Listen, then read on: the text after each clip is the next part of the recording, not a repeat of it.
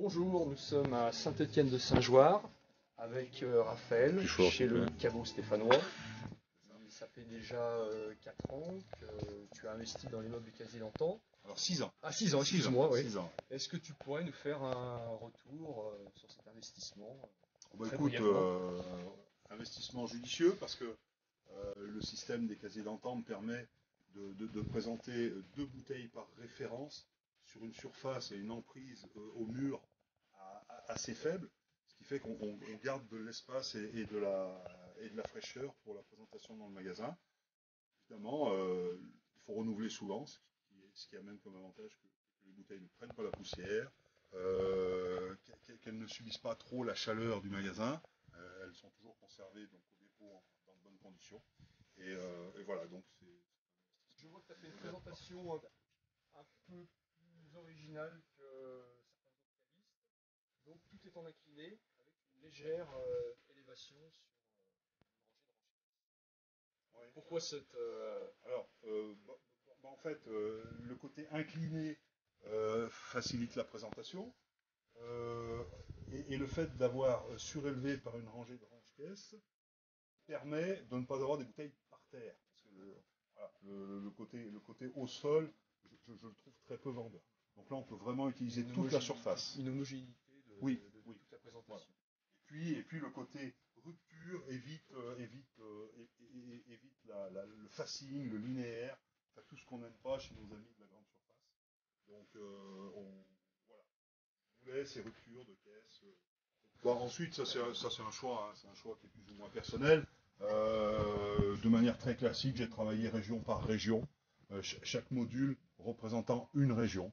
Voilà, il y en a qui traitent par couleur, il y en a qui traitent par région. Tu parles j'ai préféré par région. pour casser un peu voilà, la monotonie. C'est pour la rupture du linéaire, c'est ce que j'expliquais tout à l'heure. C'est pour éviter d'avoir quelque chose qui soit tout en ligne droite. Donc là, on a fait un retour, une petite plantation en avance qui nous permet de faire des petites promos sur ce range-caisse ici. Et puis ce meuble Doom nous permet d'avoir un visuel recto verso ouais, qui permet la séparation de.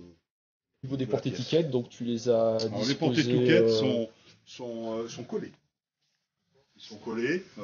Et tu utilises un porte-étiquette par référence. Par référence, ce qui fait qu'on a 1500 porte-étiquettes ici. Voilà, mais c'est super pratique parce que ça nous permet de changer le prix facilement, de mettre des promos,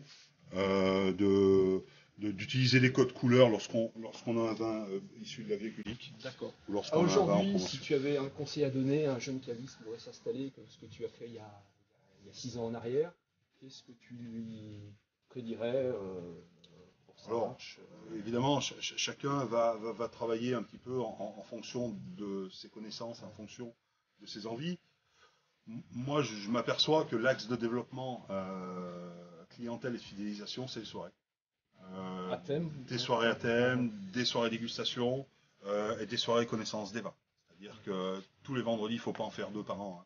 Hein. Mais moi, je sais que j'en fais une trentaine, presque tous les vendredis soirs, et il y a de la fidélisation à travers ces soirées. Donc ça, c'est le conseil que je pourrais donner.